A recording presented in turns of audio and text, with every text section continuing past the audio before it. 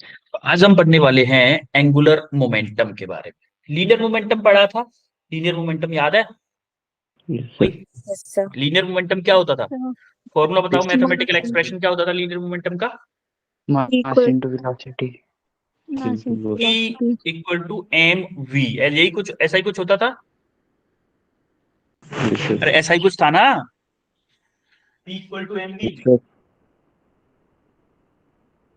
कुछ और था, भूल गए। लीनियर मोमेंटम भी याद नहीं रहा क्या?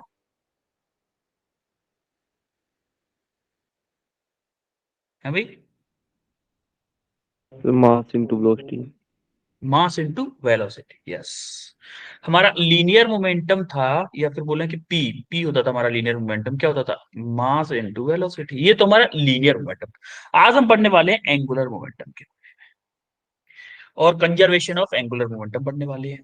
तो एंगुलर मोमेंटम और कंजर्वेशन ऑफ एंगुलर मोमेंटम और उसके ऊपर कुछ क्वेश्चंस करेंगे आज की क्लास में। ठीक है भाई, तो स्टार्ट करते हैं।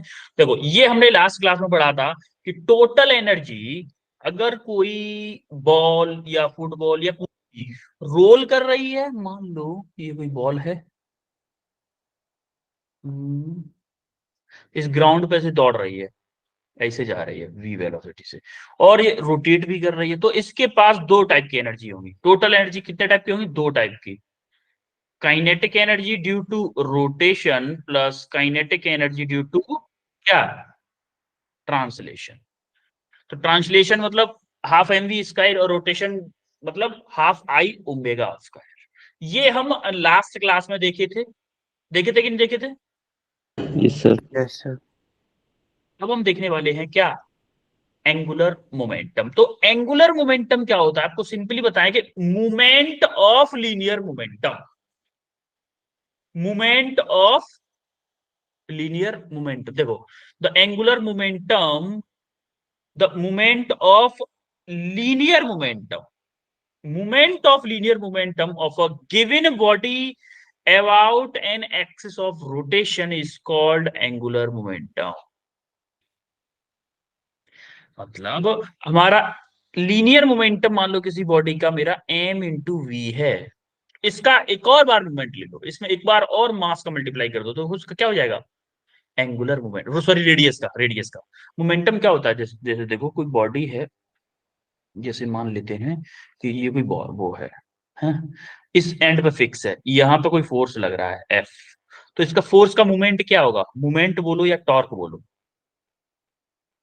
मूवमेंट क्या होगा? मान लो ये डिस्टेंस आर है, क्या होगा? F into R. मतलब मूवमेंट के लिए क्या आर का मल्टीप्लाई हो रहा है। इसीलिए हम बोल रहे हैं कि movement of linear momentum, linear momentum मेरा पी है, उसका उसमें अगर आर का मल्टीप्लाई कर दूं तो मेरा क्या हो जाता है? Angular momentum. हमारी बात समझ में? तो आर मेरा पहले से था, और पी का क्या हो जाएगा? M into V, M into V, ये वेक्टर फॉर्म में है, आर पी साइन थीटा। तो अगर मैं वैसे बोलूं कि अगर मैग्नीट्यूड बोलूं तो एम वी आर मेरा मोमेंटम का मैग्नीट्यूड होगा, अगर साइन थीटा को जैसे किसी एंगल पे है मान लो, ये उस टाइम के लिए वेक्टर फॉर्म। आ रही बात समझ में एंगुलर मोमेंटम का? बोलो। Yes, sir. एंगुलर मोमेंटम क्या है आपका? M V into R. ये क्या था मेरा? Linear momentum. या फिर बोलो पी इंटू आर। ये मैग्नीट्यूड की बात हो रही है, डायरेक्शन की बात अलग होती है। तो डायरेक्शन, देखो क्रॉस प्रोडक्ट में क्या होता है एक्चुअली? साइन थीटा होता है नहीं होता है? जैसे अगर ए क्रॉस बी करूंगा मैं, तो ए बी साइन थीटा होगा कि नहीं होगा? होगा कि नहीं? तो इन दोनों के बीच में क्रॉस प्रोडक्ट होता है, इन दोनों के बीच में क्रॉस प्रोडक्ट होता है, तो इसके जब क्रॉस प्रोडक्ट को हटाओगे क्या आएगा? R P sine theta into क्या?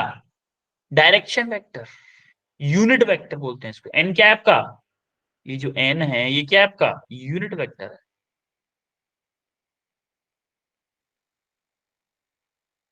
यूनिट वेक्टर किसके लिए? ये डायरेक्शन के लिए, फॉर डायरेक्शन के लिए। आ रही बात समझ में?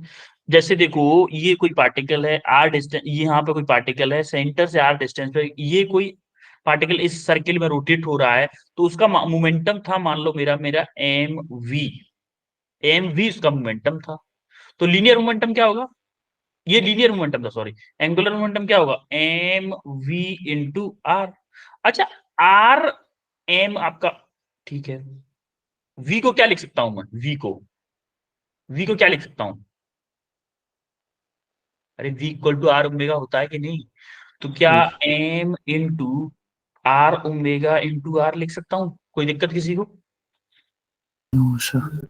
अब देखो No, यहां sir. से क्या हो जाएगा, एम, देखो M R square into omega, क्या एम आर स्क्वायर मेरा मोमेंट ऑफ इनर्शिया होता था किसी पॉइंट मास का, ये होता था कि नहीं होता था, Yes, sir. Moment of inertia of point mass. तो मेरा लीनियर मोमेंटम का एक फॉर्मूला और आ जाएगा, आई ओमेगा। एक्चुअली वो जो लीनियर मोमेंटम जो टॉर्क होता है, और एक चीज और, जैसे आपको याद है rate of change of linear momentum हमारा फोर्स के इक्वल होता था, किसमें, Yes, sir. Linear Yes. Motion में, according to Newton second law. Second Newton law. Second law क्या बोलता था, रेट ऑफ चेंज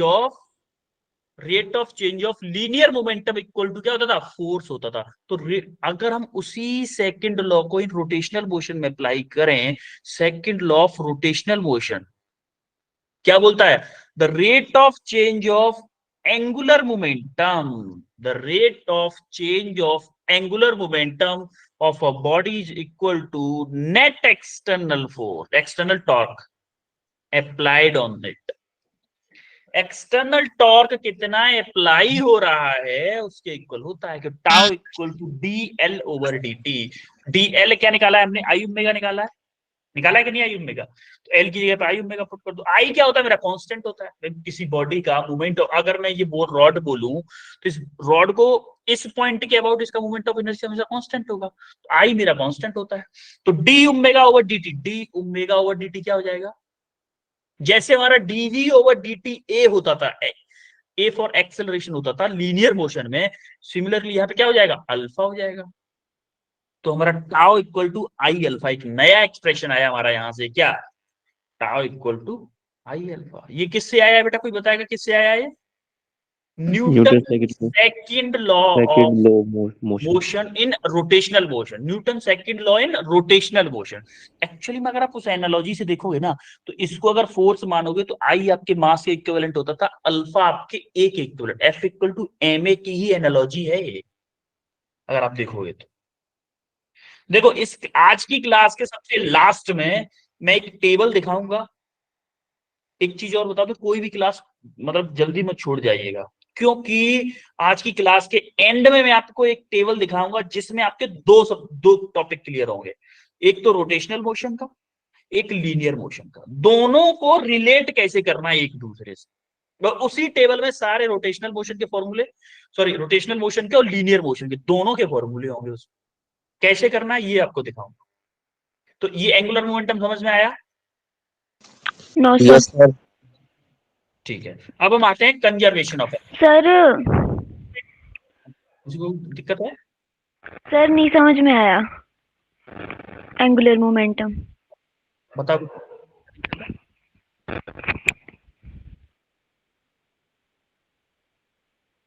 बताओ दिक्कत क्या है, कहाँ पे समझ में नहीं आया।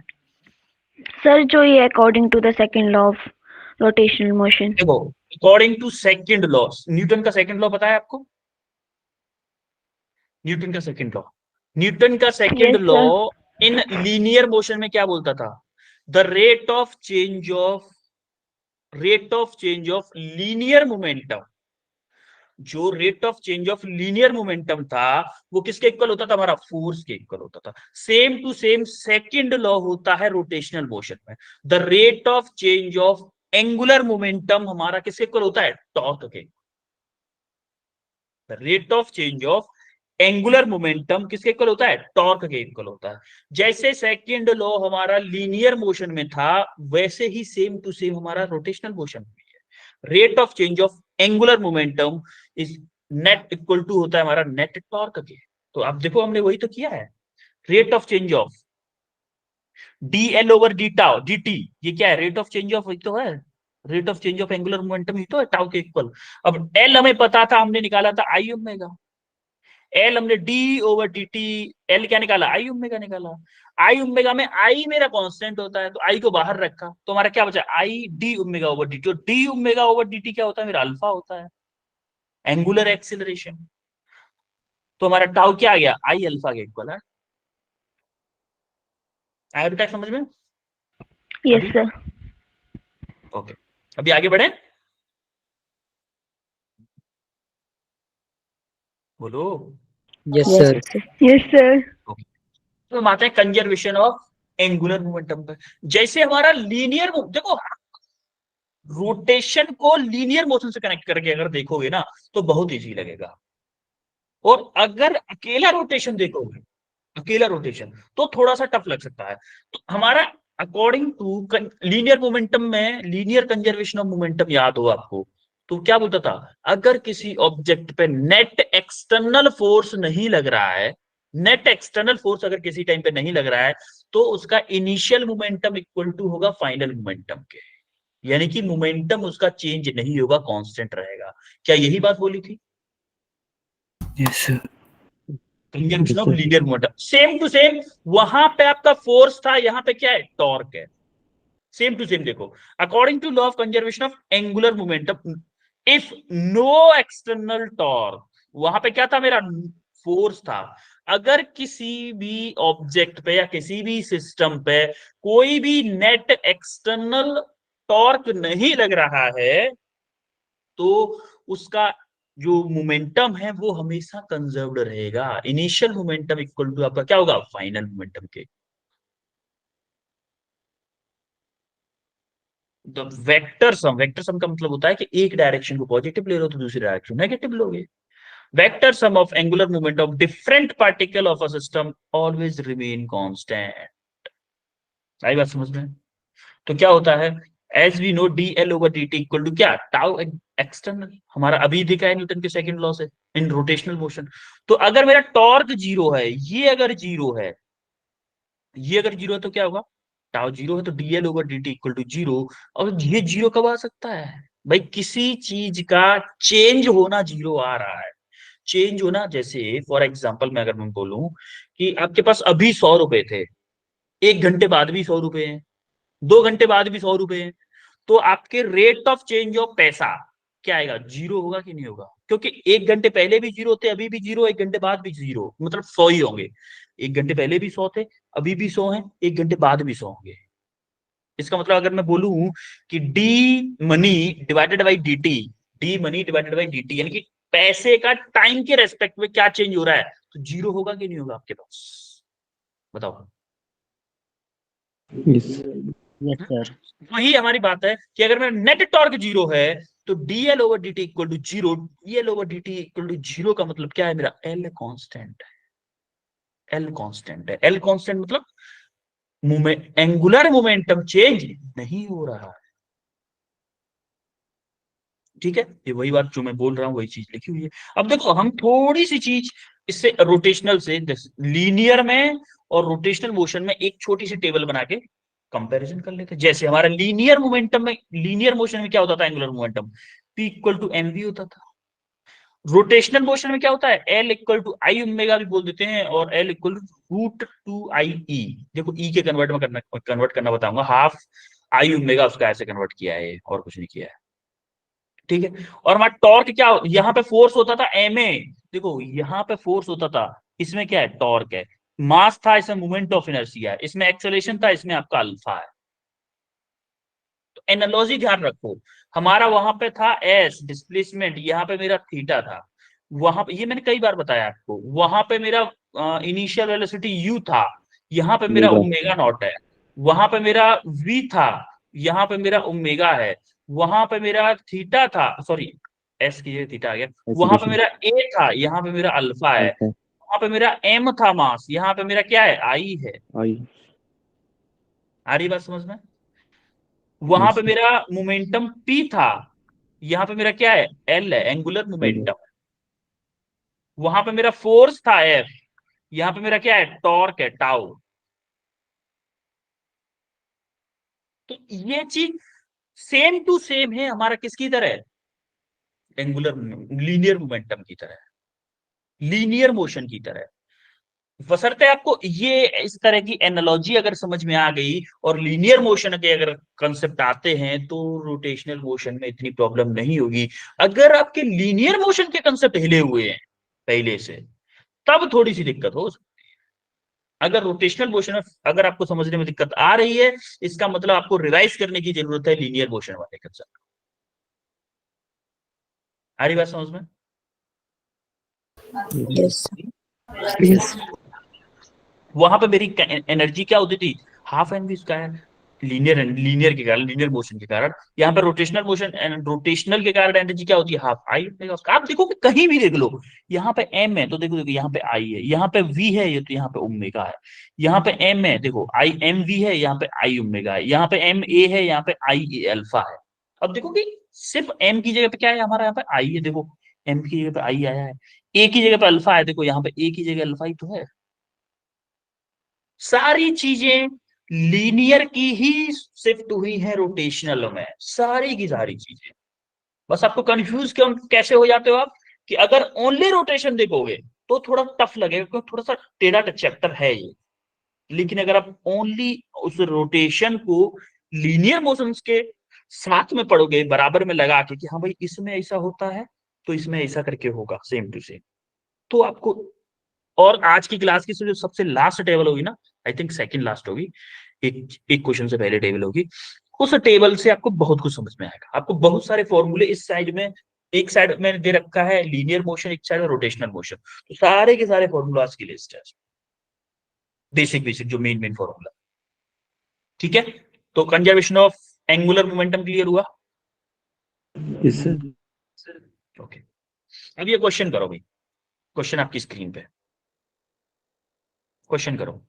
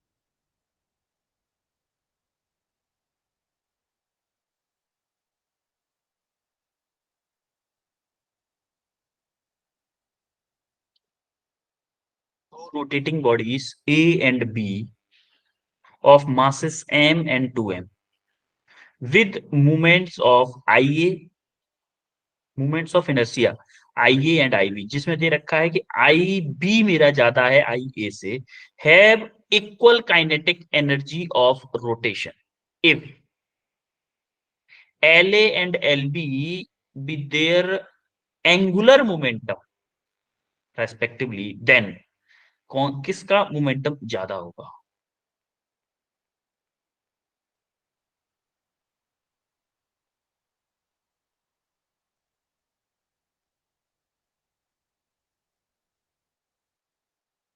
क्या आपको वो कंसेप्ट, वो फॉर्मूला याद है काइनेटिक एनर्जी लीनियर वाले में, पी स्क्वायर ओवर 2m आता था, एक फॉर्मूला था। Yes, sir.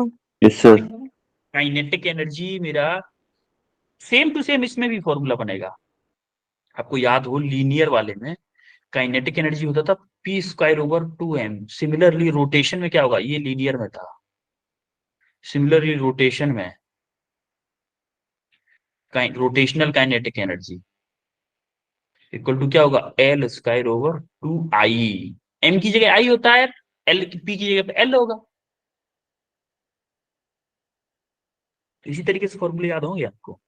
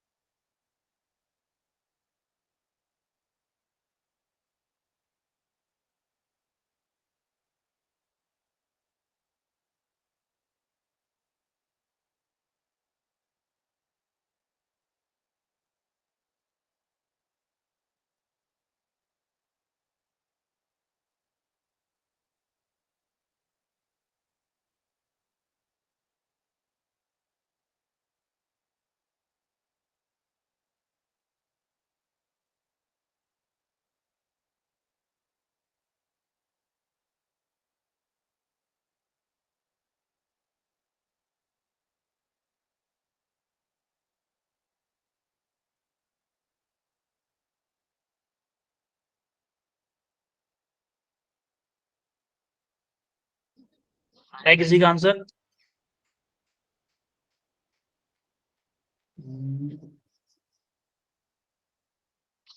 तीन बच्चों का आंसर आया भाई।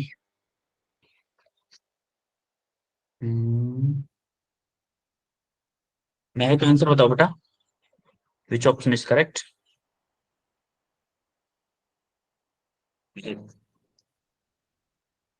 जरूर। Sir, option A. Kritika, Sir A. Anshika, Sir C. Raksha, Sir C. Okay. हम महक, आपका आंसर आया क्या? आपने हैंड रेज किया है महक बेटा? सर गलती से हो गया। ऐसे गलती से हो गया, ओके कोई नहीं। सुनी, अच्छा सुनी का डी आया है, ठीक है देखते हैं एक बार। ओके, देखो भाई, हमारा काइनेटिक एनर्जी क्या होता है एक्चुअली, उसने क्या दे रखा है, इन फॉर्मूलों को बताना है क्या, प्रूफ करके कैसे आते हैं ये फॉर्मूले?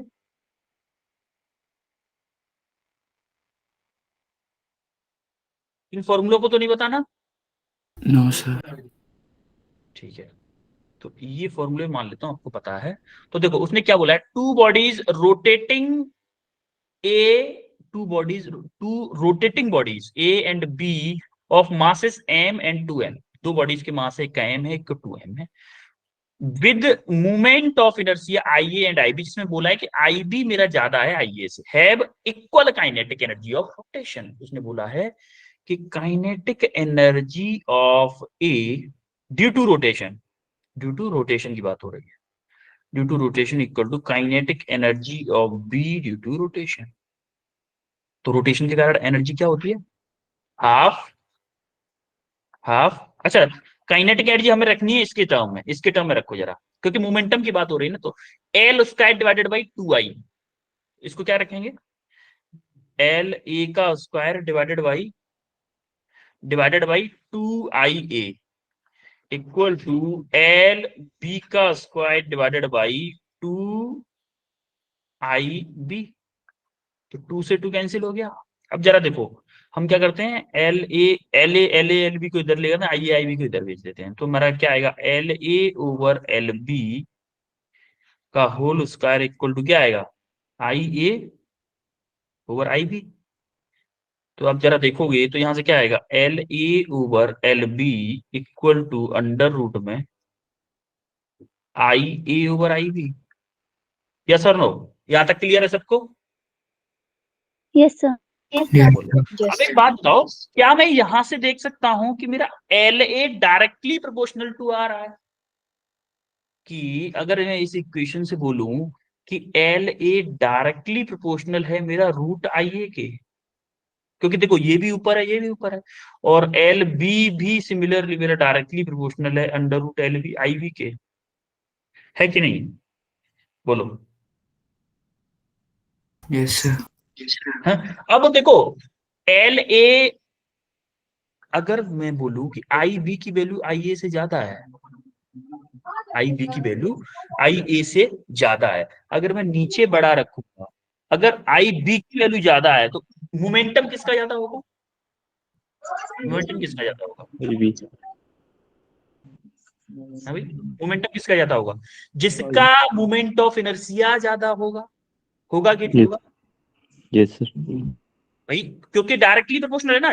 देखो मान लो कि आई ए का moment of inertia 4, for example 4 है, तो इसका मोमेंटम कितना आएगा, 2 आ जाएगा, आएगा कि नहीं आएगा? सिमिलरली इसका मोमेंटम इनर्शिया है, इससे ज्यादा होगा, मतलब चाहे भले ये 5, तो ये 2 से तो ज्यादा होगा ना, होगा कि नहीं? आई Yes. बी 2 से तो ज्यादा होगा, तो हम Yes. बोल सकते हैं क्या कि मेरा L B is greater than L L A, होगा कि नहीं होगा ये बताओ? Yes, sir. समझ में आया सबको ये कैसे आया है? Yes, sir. Option C is the correct answer. बोलो आगे बढ़े, next question. Yes, sir. Yes. Next question, ये भी 2018 का क्वेश्चन, नीट का, करो भाई।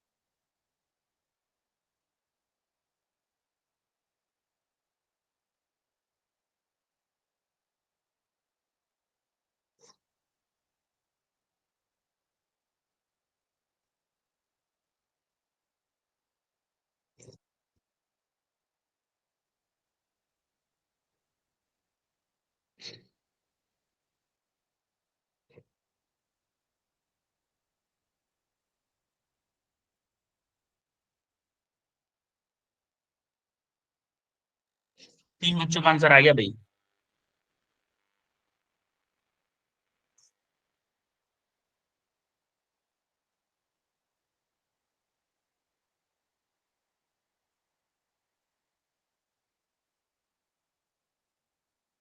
सर अगर हम मास को आई से डिनोट करते तो मोमेंट ऑफ इनर्शिया को भी आई से करता है। नहीं नहीं बेटा, डिनोट का मतलब नहीं है यहाँ पे, मतलब है कि जो बिहेवियर हमारा लीनियर मोशन में मास करता था उसी तरह से बिहेव करता है एंगुलर मोशन में मोमेंट ऑफ इनर्शिया। डिनोट का मतलब नहीं है, हम जैसे इक्वेशन हम उसमें क्या लिखते थे, आपको याद हो इससे पीछे वाला चैप्टर रोटेशन, उसमें v equal to U plus A T था हमारा लीनियर मोशन में, v equal to U plus A T. Angular motion में, मतलब रोटेशनल मोशन में हमने उसको क्या लिखा था, omega equal to omega naught plus alpha T, यही लिखा था equation. Yes sir.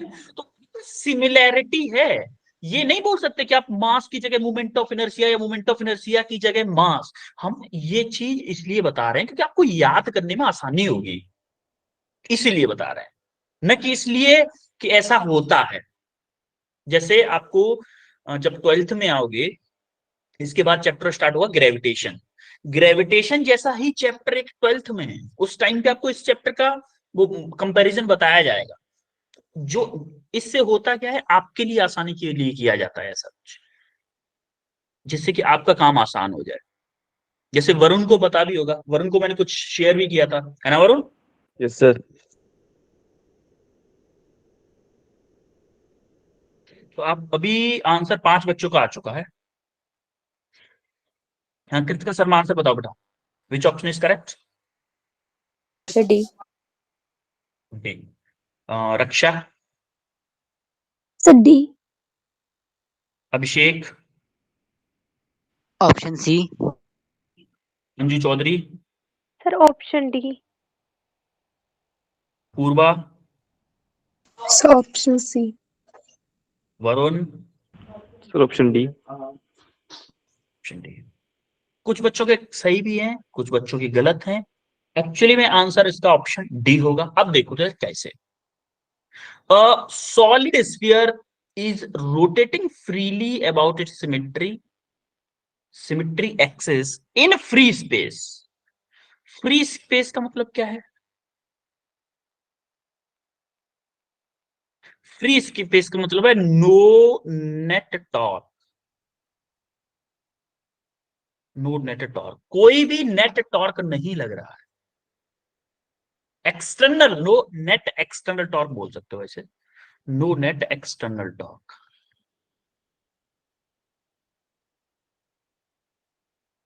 No net external, कोई भी एक्सटर्नल टॉर्क नहीं लग रहा है।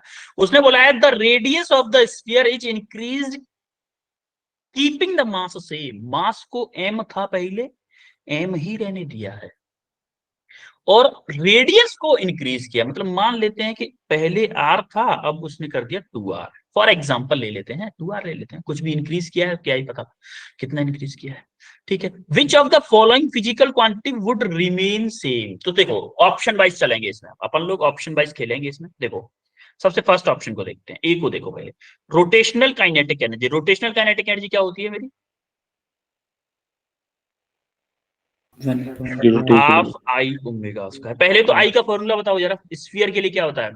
2/5 कितना m R square. m r square. तो देखो, जब मैं r को बढ़ाऊंगा क्या मोमेंट ऑफ इनर्शिया बढ़ेगा? बोलो। Yes, sir. When r increase, that means I will increase. Obviously, मास मेरा कांस्टेंट है, तो देखो यहाँ पे मेरा I इंक्रीज होगा। अगर मैं इसको इंक्रीज करूंगा तो क्या मेरा रोटेशनल काइनेटिक एनर्जी सेम रह सकता है? बोलो। नहीं रहेगा ना। ये भी क्या करेगा? इंक्रीज करेगा। उसने बोला क्या है? कौन सी क्वांटिटी रिमेन कांस्टेंट? कांस्टेंट रहेगी, मतलब फर्स्ट तो नहीं हो सकता। बी को देख लेते हैं। बी क्या है मेरा? Moment of inertia. Moment of inertia I equal to 2/5 mr square. अगर मैं r को बढ़ाऊंगा तो मेरा मोमेंट ऑफ इनर्शिया क्या होगा? इंक्रीज होगा, मतलब ये भी कांस्टेंट नहीं रह पा रहा है। यस और no? Yes, sir. Similarly angular velocity c v equal to क्या होता है? r ओमेगा होता है, यानी कि ओमेगा क्या होगा यहां से? v upon r। r capital ले लो। अगर मैं इसको बढ़ाऊंगा तो क्या ये कम हो जाएगा? मतलब कांस्टेंट तो फिर भी नहीं रहा ओमेगा, नॉट कांस्टेंट, यानी कि ओमेगा क्या हो जाएगा? कम हो जाएगा। ओमेगा कम हो जाएगा मतलब कांस्टेंट नहीं रहा, कांस्टेंट नहीं रहा तो ये भी गलत हुआ। अब एंगुलर मोमेंटम पे आते हैं, डी। एंगुलर मोमेंटम एल क्या होता है मेरा? Sorry, tau. टाउ देखते हैं। टाउ इक्वल टू क्या होता है? D L over D T. अब उसने नेट टॉर्क जीरो दे दिया। नेट टॉर्क जीरो मतलब ये जीरो है, ये जीरो है। अब dl ओवर dt का मतलब क्या होता है? Rate of change of angular momentum मेरा क्या है? जीरो है, मतलब चेंज नहीं हो रहा है। चेंज नहीं हो रहा है इसका मतलब l क्या है मेरा? कांस्टेंट। Constant. कांस्टेंट है, तो मेरा option D is the correct answer. बोलो, चमका। Yes, sir. Yes. ओके, इस क्वेश्चन को करो भाई। देखो, सारे के सारे पीवाईक्यूज करवा रहा हूं मैं आपको, इसीलिए थोड़ा सा कॉन्फिडेंस आए कि हाँ आप पीवाईक्यूज कर पा रहे हो। सारे के सारे पीवाईक्यूज हैं, करो भाई इसको। A solid sphere of mass m and radius r is rotating about its diameter. A solid cylinder of the same mass and same radius is also rotating about its geometrical axis with an angular speed twice that of the sphere. The ratio of their kinetic energies of rotation. Ratio पूछा है।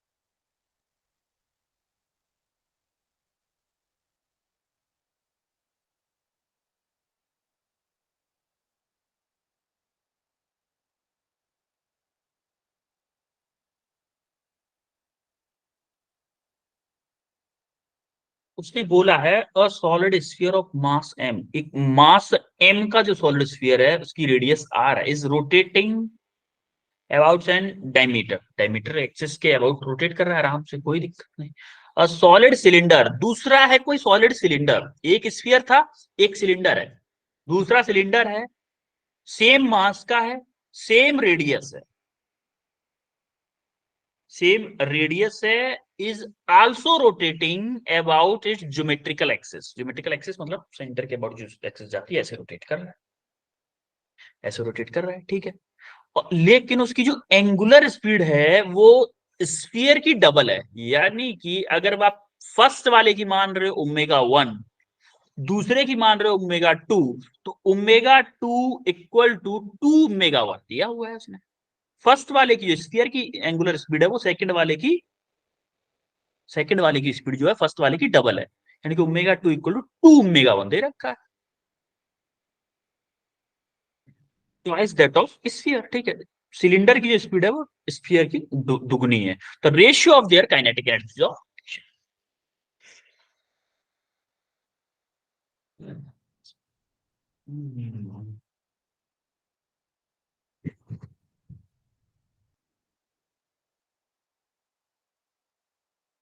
काफी बच्चों के answer आए।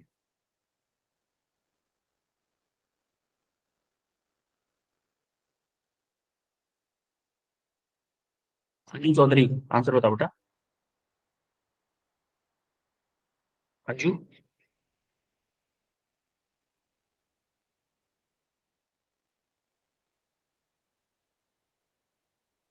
किशोर Soni, sir option C. Varun, sir option C. Puneet, option C. Raksha, sir B. Option B, okay. तो एक बार देखते हैं क्या है इसका आंसर।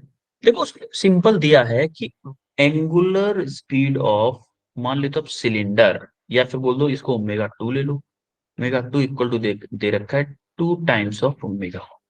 यहाँ पे 2 क्या है मेरा, एंगुलर स्पीड ऑफ सिलेंडर, और ओमेगा 1 क्या है, एंगुलर स्पीड ऑफ स्फीयर। अच्छा एक बात, सिलेंडर का मोमेंट ऑफ इनर्शिया क्या होता है, सिलेंडर का कोई बताएगा, सिलेंडर का M R square. M R square mass square by भाई 2। 2। यस, सिलेंडर का मोमेंट ऑफ इनर्शिया जो सॉलिड सिलेंडर होता है उसका सॉलिड डिस्क के इक्वल होता है, हॉलो सिलेंडर का हॉलो डिस्क के इक्वल होता है, जो चूड़ी होती है उसके इक्वल होता है। तो आप इसका देखोगे मोमेंट ऑफ इनर्शिया इसका होता है हाफ mr², और इसका कितना होता है स्फीयर का, 2/5 2/5 mr²। ठीक है भाई, रेडियस उसने सेम दे रखी है, सेम रेडियस है, मास भी सेम है, तो दोनों का मास हमने एमएम ले लिया। तो ये इतना हमारे को पता चल गया। उसने पूछा काइनेटिक एनर्जीज का, तो हम बोल देते हैं कि काइनेटिक एनर्जी ऑफ किसका, sphere divided by kinetic energy of cylinder. Sphere की kinetic energy half I of sphere omega square. Speed दोनों की सेम है, नहीं सेम नहीं है सॉरी, स्फीयर का क्या माना, ओमेगा 1 है ना, ओमेगा 1 का उसका इक्वल डिवाइडेड बाई 2/5 सॉरी, हाँ 2/5 क्यों, हाफ आई सिलेंडर ओमेगा 2 का स्क्वायर। कोई दिक्कत किसी को, ऊपर लगा दिया मैंने काइनेटिक रोटेशनल काइनेटिक एनर्जी का फॉर्मूला फॉर स्फीयर के लिए, नीचे लगा दिया सिलेंडर के लिए। कोई दिक्कत किसी को, नो सर। ठीक है। अब देखो हाफ से हाफ कैंसिल हो गया, तो हमारा क्या बचा, आई एस की वैल्यू रख दूं, आई एस की वैल्यू क्या है मेरा 2/5, 2/5 mr² इंटू ओमेगा 1 को ओमेगा 1 ही रहने देते हैं, ओमेगा 1 का स्क्वायर डिवाइडेड बाई आईसी क्या है मेरा 1/2 mr², 1/2 mr²। ओमेगा 2 क्या है मेरा 2 ओमेगा 1, तो 2 ओमेगा 1 का स्क्वायर। कोई दिक्कत किसी को, नो सर। है भाई, ठीक है। अब आप देखो यहां से देखोगे तो 2, चलो इसको एक काम करते हैं, mr² से mr² कैंसिल कर देते हैं, कैंसिल हो जाएगा। अब देखो 2 कहां जाएगा, ये ऊपर चला जाएगा, 2 ये ऊपर चला जाएगा नहीं चला जाएगा, भाई ये 4 है ना, 1 2 3 4, तो ये 2 सीधा ऊपर पहुंचेगा 2 के पास में, तो 2 इंटू 2 4/5 इंटू यहाँ पे क्या बचाएगा ओमेगा 1 का स्क्वायर डिवाइडेड बाई 4 ओमेगा 1 का स्क्वायर। बोलो Yes, sir. सारी बात समझ में इतना? तो देखो ओमेगा 1 से ओमेगा 1 कैंसिल हुआ, 4 से 4 कैंसिल हुआ, तो मेरा kinetic energy of sphere ratio of kinetic energy of cylinder कितना आया 1/5, यानी कि option B is your correct answer. बोलो चमका कैसे आया ये? यस सर चमका। ठीक है, अब हम आते हैं किस पे, नेक्स्ट क्वेश्चन है। नेक्स्ट क्वेश्चन 3 ऑब्जेक्ट है इस बार, पहले 2 ऑब्जेक्ट तक खेल लिए, अब 3 ऑब्जेक्ट्स के साथ खेलेंगे। अब करो भाई, करो इस क्वेश्चन को।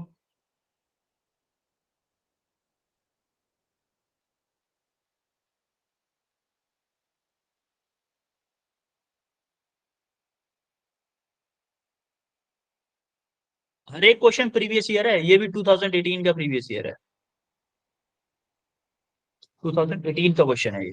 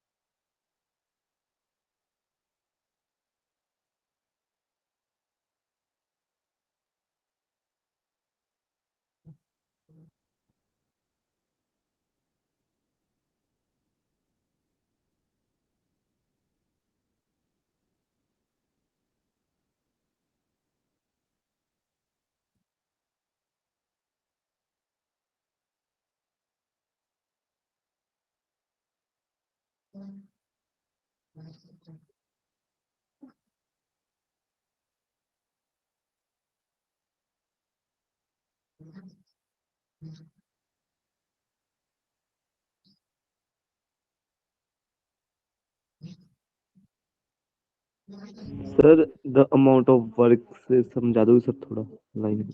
हाँ बिल्कुल बिल्कुल बिल्कुल बिल्कुल बेटा, बिल्कुल। हाँ एक मिनट, अमाउंट ऑफ वर्क की बात करो। देखो पहले क्वेश्चन समझते हैं, क्वेश्चन देखते हैं, ध्यान से समझना।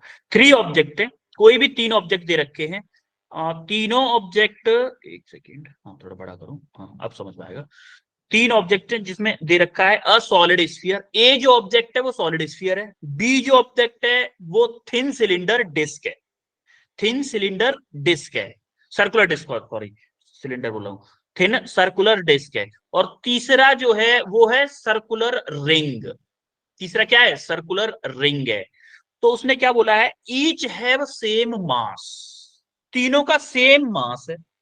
ठीक है भाई, तीनों का सेम मास है तो क्या होगा भाई, सॉलिड स्फीयर का भी उतना ही मास है, भले छोटा होगा, रिंग में टोटल भले ही हो, चूड़ी टाइप में भले ही है, लेकिन जो चारों तरफ जो मास है वो भी स्फीयर के इक्वल है। सिलिंड्रिकल डिस्क है पतली सी, जो सीडी में चलाने आती थी पहले, देखी हो तो आपने, वो उस टाइप की डिस्क है, उसका भी मास उतना ही है। तीनों का मास मान लो m है, तो कैपिटल M दे रखा है उसने, कैपिटल M ही है, एंड रेडियस सेम मास है, सेम रेडियस है, रेडियस भी सेम है तीनों की। अब उसने क्या बोला है, they all spin with same angular speed, same angular speed यानी कि ओमेगा से मूव कर रही है, रोटेट कर रही है सारी की सारी, on about their own symmetry of axis. The amount of work required to bring them to rest. देखो amount of work, आपको याद हो amount of work in rotation क्या था, tau into theta, बताया था कि नहीं? Yes. Yes sir. और tau क्या था मेरा, टाउ क्या था, टाउ का फॉर्मूला क्या होता है भाई, टाउ इक्वल टू क्या होता है, आई अल्फा होता है। या फिर आप एक तरह से ये मान लो कि जितनी भी रोटेशनल काइनेटिक एनर्जी होगी, अगर मुझे उसको रेस्ट में लाना है, चलो टॉर्क के रेस्पेक्ट में नहीं देखना चाहते हो, तो जितनी भी रोटेशनल काइनेटिक एनर्जी होगी उस ऑब्जेक्ट के पास में, अगर मुझे रेस्ट में लाना है, रेस्ट में काइनेटिक एनर्जी कितनी होगी, 0 होगी कि नहीं होगी rotational kinetic energy?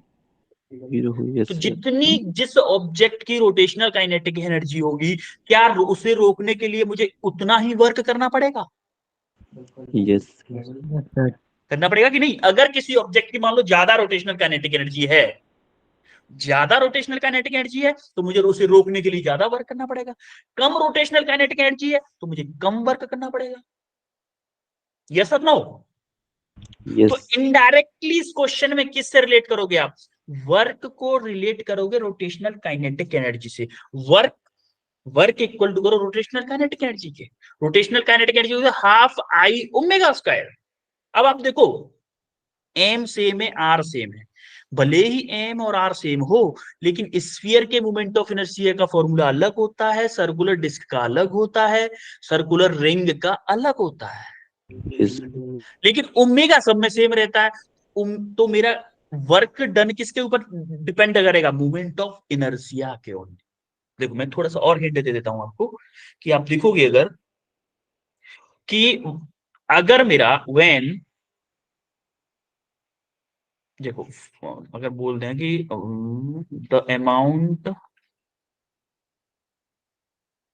Of work required to stop the object rotation किसके इक्वल होगा? Work change in kinetic energy के। होगा कि नहीं होगा? Yes, sir. Yes. Change in, इसमें रोटेशन की बात हो रही है तो रोटेशनल काइनेटिक एनर्जी। अब देखो change in rotational kinetic energy क्या होगी? फाइनल माइनस के इनिशियल। फाइनल क्या है मेरी? फाइनल काइनेटिक एनर्जी क्या होगी मेरी भाई? चेंज वो हो रहा है, रेस्ट पे आ रहा है तो जीरो होगी कि नहीं होगी? Yes, sir. होगी कि नहीं होगी जीरो? अब इनिशियल यानी कि क्या होगा? माइनस के ये तो मेरा जीरो हो गया, ये तो मेरा जीरो हो गया, जीरो माइनस के इनिशियल। अब देखो माइनस साइन क्या बता रहा है? माइनस साइन का मतलब है work done On the system. On the system. आपको वर्क करना पड़ेगा सिस्टम पे। तो एक्चुअल में हम फॉर्मूला यूज कर सकते हो। देखो वर्क मेरा आ गया, अगर मैं work done on the system मान लूं इस बार, तो मैं क्या करूंगा? काइनेटिक एनर्जी के इक्वल होगी इनिशियल वाली के। और देखो वर्क डन किसके इक्वल? ये काइनेटिक एनर्जी क्या होती है? Half I omega square. देखो ओमेगा सबके लिए सेम है। अब आप बोलोगे सर मास सेम है और रेडियस सेम है तो आई भी सेम होगा? नहीं, आई सेम नहीं होगा। आप देखोगे स्फीयर के लिए आई क्या होता है? सॉलिड स्फीयर के लिए, sorry, solid MR MR square. Solid sphere के लिए आई क्या होता है? 2/5 2/5 M MR square. R square. Capital M ले लो, कैपिटल एम दिया है ना इसमें। और देखो डिस्क के लिए क्या होता है? डिस्क के लिए आई क्या होता है? MR square. By 2। Yes, M R square by 2। और रिंग के लिए क्या होता है? जो चूड़ी टाइप होती MR है जो, square. MR square. Yes, I equal to क्या होता है? M R square. तो देखो ये तीनों अलग है तो ये तो सेम हो ही नहीं सकता तीनों के लिए। आई तो सेम हो ही नहीं सकता। तो हम यहां से क्या बोल सकते हैं कि भैया इस एक्सप्रेशन से अगर मैं बोलूं, मुझे क्या मिल गया? यहां से मिल गया बोले W work is directly proportional to I. मतलब जिसका मोमेंट ऑफ इनर्शिया ज्यादा होगा मुझे उसी को रोकने में सबसे ज्यादा मेहनत करनी पड़ेगी। यस और नो? अब देख लो किसका मोमेंट ऑफ इनर्शिया सबसे ज्यादा होगा। अब लगा लो कि माना कि ए डब्ल्यू ए क्या मोमेंट ऑफ इनर्शिया कितना आ रहा है? जब तीनों का एक काम करते हैं ना, W A ratio W B ratio W C, एक काम करते हैं मोमेंट ऑफ इनर्शिया को लिख लो। ए का ये ए है ना, स्फीयर ए था, डिस्क बी था ना, हाँ सर्कुलर डिस्क बी है, ठीक है। तो आप क्या करोगे? 2/5 एम आर स्क्वायर, ये डिवाइडेड बाई चल रही है, M R square divided by 2 ratio में एम आर स्क्वायर। तो क्या होगा? ये मान लो कैंसिल हो गया। कितना बचा? 2/5 रेशियो 1/2 रेशियो 1। कौन बड़ा है सबसे ज्यादा? कौन बड़ा है भाई? 1. सबसे बड़ा कौन है? सी मतलब 1 मतलब सी बड़ा है ना, तो डब्ल्यू सी को सबसे ज्यादा वर्क करना पड़ेगा रोकने के लिए। उससे छोटा कौन है?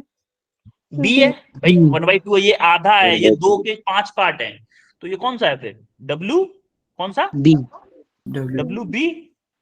W. फिर उससे भी कम कौन है? W A. ए आपका आंसर क्या होगा? Option C. C option C is your correct answer.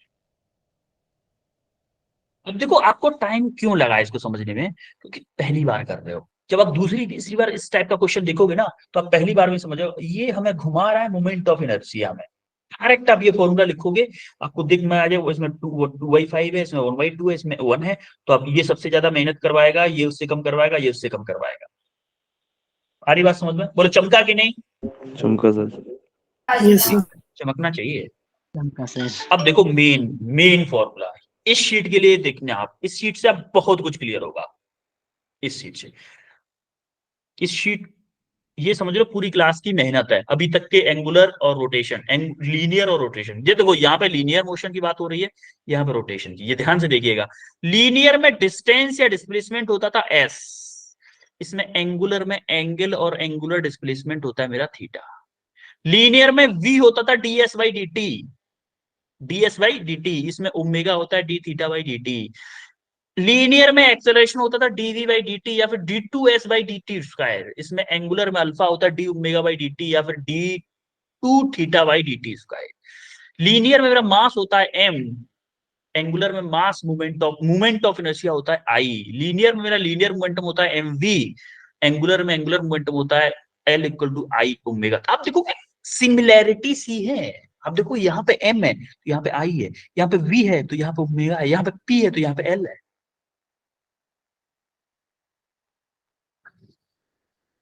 Formulas में आप सिमिलैरिटी देखोगे, ज्यादा मेहनत नहीं करनी पड़ी फॉर्मूला याद करने में। अगर आपको ये टेबल एक बार अच्छे समझ में आ गई ना और लीनियर के फॉर्मूले याद है, तो सारे के सारे एंगुलर के लिख दोगे, आप इजीली लिख दोगे। एफ उसमें होता है डीपी बाई डी टी, इसमें क्या होगा डी एफ, इसमें क्या था डीपी, क्या था angular momentum, D L by D T, L क्या है एंगुलर, इसमें क्या है linear momentum. Kinetic energy half M V square या पी स्क्वायर बाई 2m, ये फॉर्मूला बताया था ना अभी, पी स्क्वायर बाई 2m। देखो इसमें क्या है हाफ आई ओमेगा उसका L square by 2i। Work done क्या होता था एफ इंटू एस होता था, उसमें फोर्स इंटू डिस्प्लेसमेंट, इसमें फोर्स क्या होता था tau, tau into displacement angular displacement theta, इसमें momentum power sorry force into velocity, इसमें टाउ इंटू ओमेगा। ये लीनियर मोमेंटम की डेफिनेशन, ये एंगुलर मोमेंटम की डेफिनेशन। अब देखोगे equation of motion, equation of motion v equal to u plus eighty omega 2, omega 2 का मतलब है final velocity, final angular speed, और ओमेगा 1 का मतलब है इनिशियल, इनिशियल से। देखो सारी की सारी इक्वेशन सेम है। यहाँ पे एस एनथ है u plus A by two 2n minus 1, omega S theta nth है omega 1 plus alpha by two 2n minus 1। सारे के सारे 12-13 फॉर्म आपको लीनियर को याद करते ही सारे याद हो जाएंगे, और यही फॉर्मूले लीनियर में यूज होते हैं सारे के सारे, सिर्फ एक मोमेंट ऑफ इनर्शिया से और सेंटर ऑफ मास को छोड़ के। बोलो चमका। Yes sir. Sir Yes, sir. ये एनालॉजी बहुत इंपोर्टेंट है, बहुत इंपोर्टेंट है ये एनालॉजी। तो आज हमने क्या क्या पढ़ा जरा बताओ? Moment, linear angular momentum, Angular moment. और क्या पढ़ा है? Conservation of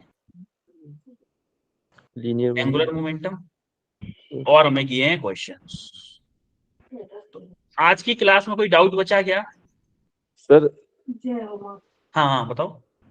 sir rotation of motion से भी कर सकते हैं सर लीनियर का क्वेश्चन।